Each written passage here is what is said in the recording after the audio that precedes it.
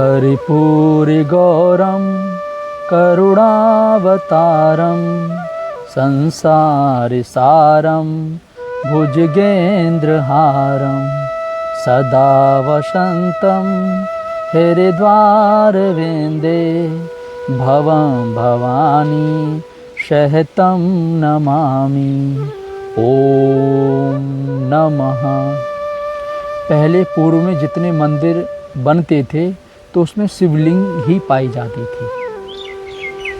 फिर शिवलिंग के साथ साथ फिर शिव जी की प्रतिमा।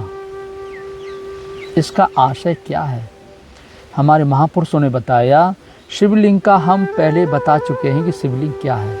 एक परम तत्व परमात्मा को साधु जो कल्याण स्वरूप में स्थित हैं, और यही शिव का आशय है। तो हम सावन के महीने में शंकर जी की, शिव जी की शोभा यात्रा निकालते हैं। ये शोभा यात्रा क्या है? शो माने अंग्रेजी में होता है देखना, और भा माने होता है भाव के साथ।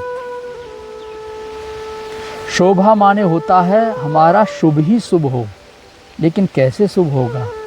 आज विडंबना ये है कि हम शंकर जी की पूजा तो करते हैं, लेकिन उनके बताए हुए मार्ग पर नहीं चलते। हम कृष्ण को मानने को तैयार हैं, उनकी पूजा पाठ करते हैं, लेकिन कृष्ण के बताए हुए मार्ग पर कृष्ण भगवान के उपदेशों को मानने को तैयार नहीं है, जो उन्होंने गीता में कहा। हम राम जी को तो पूजते हैं, राम जी की पूजा पाठ करते हैं, लेकिन राम जी जो उपदेश दिया उसे मानने को तैयार नहीं है। तो भगवान शिव का उपदेश क्या है? माता पार्वती कहती हैं कि जय मुनि प्रभु परमार्थवादी, कहूँ राम कहूँ ब्रह्म अनादि, शेष शारदा वेद पुराना, सकल करैं रघुपति गुण गाना, तुम पुण्य राम राम दिन राति, सादर जपो अनंग आ राति। के प्रभु जो मुनिवर हैं, जो परमार्थ में लगे हुए हैं, वो कहूँ राम को ब्रह्म कहते हैं, अनादि कहते हैं। शेष शारदा वेद पुराण उन्हीं का गुणगान करते हैं। आप भी रात दिन राम राम जपते हैं।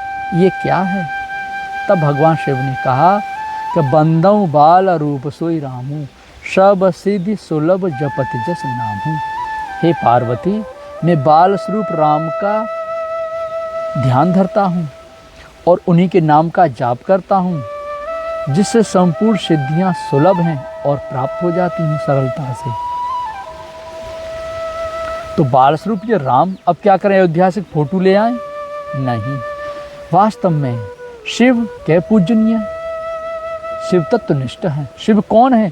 जो कल्याण स्वरूप में स्थित महापुरुष हैं, वही शिव हैं। तो वास्तव में जो सद्गुरु हैं, महापुरुष हैं, 5 साल के बच्चे की जो अवस्था है वही सद्गुरु की अवस्था है। ये महापुरुष का बाल स्वरूप हो गया। सद्गुरु का ध्यान, नाम कौन सा जपना है? राम अथवा ओम, एक नाम का जाप करना है, संपूर्ण सिद्धियां आप प्राप्त कर लोगे। अब शिव जी की शोभा यात्रा हम कैसे निकालें? वास्तव में शिव जी की शोभा यात्रा से पहले हमें अपने परिवार में सबको बिठा करके, बच्चों को बिठा करके ये ज्ञान देना चाहिए कि आज बेटा शिव जी की शोभा यात्रा निकालेंगे। शिव जी ने ऐसा क्या किया? शिव जी ने ऐसा हमें क्या दिया जो आज हम सब मिलकर के हर्ष उल्लास का शोभा यात्रा निकाल रहे हैं? वास्तव में शिव जो कल्याण स्वरूप में स्थित महापुरुष हैं, उन महापुरुष ने कैसे भजन किया? तो शिव जी ने कहाँ रहते थे? हिमालय में, बर्फ में रहते थे, तपस्या करते थे। तपस्या के द्वारा उनको सिद्धियाँ प्राप्त हुई, सहज स्वरूप की प्राप्त हुई। फिर उन्होंने बड़े बड़े असुरों का संहार किया। भस्मासुर ने शिव जी से ही वरदान पाया और फिर शिव जी के ही पीछे पड़ गया। तब भगवान आए और शिव जी की रक्षा की। भस्मासुर से किसने रक्षा की? भगवान ने रक्षा की ना। और भस्मासुर का अंत किए। कुछ असुर ऐसे थे जिनको शिव जी ने ही अंत किया। और शिव जी के पास शस्त्र के रूप में क्या है? त्रिशूल। बहुत से राक्षसों को त्रिशूल के द्वारा वध किए। और क्या है? तीसरा नेत्र। तीसरा नेत्र खुलने पर महाप्रलय मचा देते हैं। और जहाँ तीसरा नेत्र बंद किए तो महाप्रलय शांत हो जाती है। वो हैं शिव जी। ऐसे शिव जी की शोभा यात्रा में हम जा रहे हैं। तो शिव जी के अंदर भक्ति भी है, शूरवीरता भी है। बच्चों को उनके विषय में कहानी के रूप में सुनाओ, कम से कम 15-20 मिनट उन्हें बताओ, तो तुम्हारे बच्चे भक्त भी होंगे, शूरवीर भी होंगे शिव जी की तरह। अब यह नहीं कि शिव जी के सामने गए, फूल पत्र चढ़ा दिए और लेके झंडा और जय जयकार करते हुए चले। वहाँ शिव जी के विषय में चर्चा करो कि शिव जी ने क्या किया, शिव जी इतने परम पावन क्यों हैं। तो स्वयं शिव जी के विषय में रामायण में आता है कि भेष अमंगल मंगल राशि। उनका भेष अमंगल है लेकिन मंगल की राशि हो गए। कैसे? नाम के जप के द्वारा, नाम जप द्वारा कि नाम प्रसाद शंभु अविनाशी, सबहें देत समगति अविनाशी। कि नाम प्रसाद शंभु अविनाशी और सबहें देत गति, सबको वो गति देते हैं, मुक्ति देते हैं। किसके प्रभाव से? नाम के प्रसाद से। कि नाम प्रसाद प्रभु कीन प्रसादु और भगत शिरोमन भय प्रहलादु। नाम के ही प्रसाद से भक्त शिरोमणि प्रहलाद कहलाए। और नारद जाने और नाम प्रतापु, जग प्रिय हरि हर हर प्रिय आपू। और नाम के प्रभाव को, प्रताप को नारद जी ने जाना। संसार को प्रिय हरि और हरि को प्रिय कौन हुए? नारद जी। ऐसे ही शंकर जी हुए। तो शंकर जी ने नाम का जाप किया।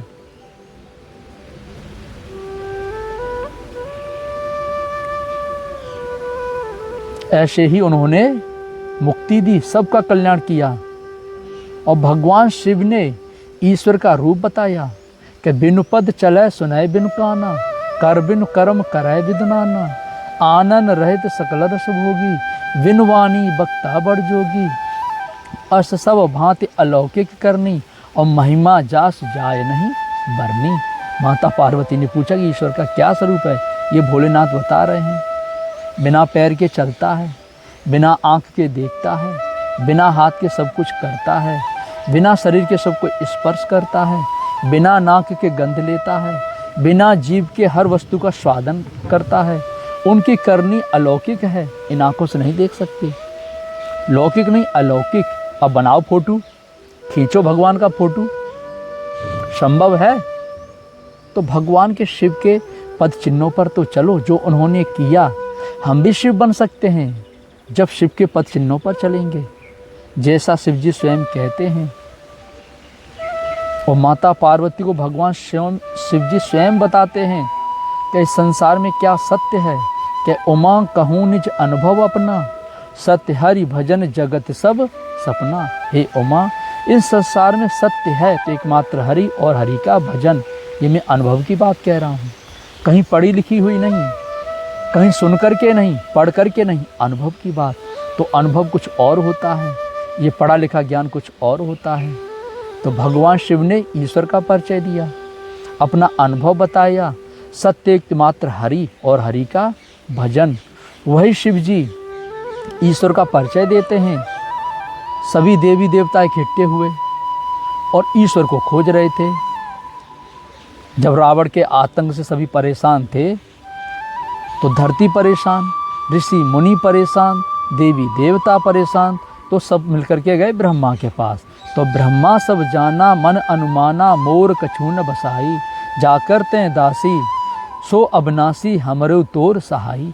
ब्रह्मा भी नहीं बता पाए कि भगवान कहाँ रहता है, लेकिन इतना तो बताया कि वो अविनाशी ही हम सबका सहायक है, लेकिन उसे ढूंढे कहाँ।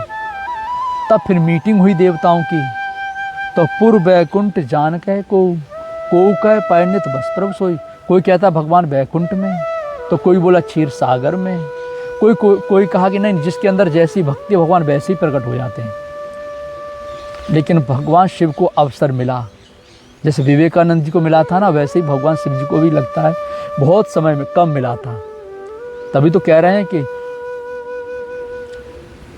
क्या कह रहे हैं कि अवसर पाए वचन एक कहियो। अवसर मतलब एक वचन कहा, बहुत सी कथा नहीं पघाड़ी, बहुत सा उन्होंने सत्संग नहीं बोला। कहते ही समाज गिरजा में रहो, अवसर पाए वचन एक कहो। क्या वचन का? हर व्यापक सर्वत्र समाना, और प्रेम ते प्रगट होय में जाना। भगवान सर्वत्र हैं, सब जगह हैं, उनको खोज निकालने की विधि प्रेम है। आज ये प्रेम शब्द बदनाम हो गया है। आज नई पीढ़ी इस अंधविश्वास और प्रेम में ना जाने कैसे कैसे कदम उठा जा रही है। प्रेम होता है समर्पण, प्रेम होता है श्रद्धा, प्रेम है भक्ति, ना कि शरीर के प्रति शोषण करना, अय्यासी करना। कोई कहता है कि राधा और कृष्ण ने प्रेम किया था। हमने उदाहरण तो बड़ी सरलता से दे दिया। क्या तुम्हारे अंदर कृष्ण जैसी योग्यता है? क्या तुम्हारे अंदर राधा जैसी भक्ति है? और कृष्ण भगवान ने कौन सा प्रेम किया, किससे प्रेम किया? अरे मात्र 10 वर्ष की आयु तक तो वो ब्रज मंडल में रहे, गोकुल में रहे। तो 10 वर्ष की आयु में लड़का जानता है कि संसार क्या होता है। आज से 50 साल पहले आप लोग अध्ययन कीजिए कि 15 साल में आपकी शादी हो जाती थी। क्या आपको मालूम हो जाता था कि हमारी पत्नी है? आप 10-11 साल तक नंग धड़ंगे घूमते थे। 15 साल तक जानकारी ही नहीं कि हम नंगे घूम रहे हैं कि कपड़ा पहने हैं। मस्ती में मस्त बचपना रहा करें। आज तो मोबाइल आ गए हैं, नाना प्रकार के यंत्र आ गए, सब जान जाते 5-6 साल में कि ये दुनिया क्या है, पत्नी क्या है। आज तो बॉयफ्रेंड गर्लफ्रेंड पता नहीं क्या क्या चल रहा है। लोग इसी को प्रेम कहते हैं। गर्लफ्रेंड बना लिए ये प्रेम, बॉयफ्रेंड बना लिए ये प्रेम। ये प्रेम नहीं है। आप सचमुच प्रेम कर रहे हो तो प्रेम आत्महत्या नहीं कराएगा, प्रेम फांसी पर नहीं लटकाएगा, प्रेम दर दर की ठोकर नहीं खवाएगा।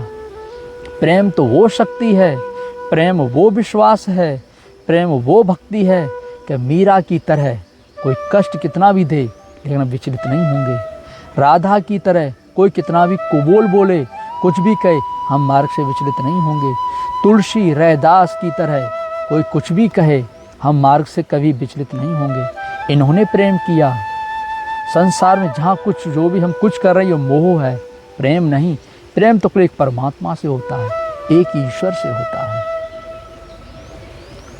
तो वही भगवान शिव बोले कि प्रेम से प्रकट होए में जाना। वो प्रेम से ही खोज निकालने की विधि है कि अस प्रभु हृदय अछत अविकारी। ऐसा भगवान सबके हृदय में है, कहीं पेड़ पौधे पत्थर पानी में नहीं, और सब निर्विकार है। और प्रेम ते प्रभु प्रगटै जिम आगी, कि जैसे आगी सब जगह है, पानी सब जगह है, लेकिन उसकी एक विधि है। विधि के द्वारा ही आग प्रकट होती है और विधि के द्वारा ही पानी प्रकट होता है। ऐसे ही भगवान को भी खोज निकालने की विधि है, जो शंकर जी जानते हैं, जो शिव जी जानते हैं। तो शिव जी कौन है? सद्गुरु। शंकर कौन है? सद्गुरु। सद्गुरु के द्वारा ही आपको ईश्वर प्राप्ति का मार्गदर्शन प्राप्त होगा। ये देवी देवता नहीं बता सकते। आज भी ऐसे ही देवी देवता बन करके उपदेश कर रहे हैं, लेकिन ईश्वर का परिचय दे पा रहे हैं? सद्गुरु के पास पहुंचोगे, ईश्वर का परिचय पा जाओगे। तो इस प्रकार से हमें बच्चों को शिव जी की कथा सुनानी चाहिए, शिव जी के विषय में बताना चाहिए। तो बच्चों में भक्ति जगेगी, सूरवीरता के संस्कार भी पड़ेंगे। शंकर जी ने भक्ति भी की, सूरवीरता भी दिखाई, बड़े बड़े असुरों का संहार, निशाचरों का संहार। तो शिव जी की शोभा यात्रा में कम से कम आधा घंटा तो उनके विषय में चर्चा किया करो, तो हमारे अंदर भक्ति जगे, शूरवीरता भी जगे। कोई किसी की हिम्मत नहीं कि हमारी तरफ फिर ताक सके, देख सके। लेकिन हम मंदिर में जा कर के झंडा ले कर के बस उद्घोष करते हैं, उसी में कुछ अपशब्द भी बोलने लगते हैं। नहीं बंधुओं, अपशब्द मत बोलो, शिव जी के बताए हुए मार्गदर्शन पर चलो। शिव जी झंडा लेकर के कहाँ गए, कहाँ उन्होंने शोभा यात्रा निकाली, किसकी शोभा यात्रा निकाली? उन्होंने भी शोभा यात्रा निकाली, लेकिन श्रद्धा के साथ, भाव और प्रेम के साथ, पार्वती के साथ। ईश्वर का परिचय पाना ही शोभा यात्रा है। इसलिए अपने बच्चों को और जहाँ शोभा यात्रा निकाल रहे हैं वहाँ पर शिव जी का पहले जीवन परिचय, पूरा चिंतन, अध्ययन, सबके बीच में वारी वारी सब लोग कहो। 1 घंटा तक ये उपदेश चलना चाहिए। अब ये नहीं भजन बजा दिए और डांस करने लगे, यही तो भटकाव हो गया, यही तो हमें कायर और बुजदिल बना रहा है, यही तो हमें भगवत पद से दूर लेके जा रहा है कि आज हम भक्ति की जगह भक्ति गाने के रूप में नाच गाने तक ही सीमित रह जा रहे हैं। ऐसा नहीं। शिव जी की शोभा यात्रा तब सफल है जब हम शिव जी के कहे हुए वचनों पर चलेंगे।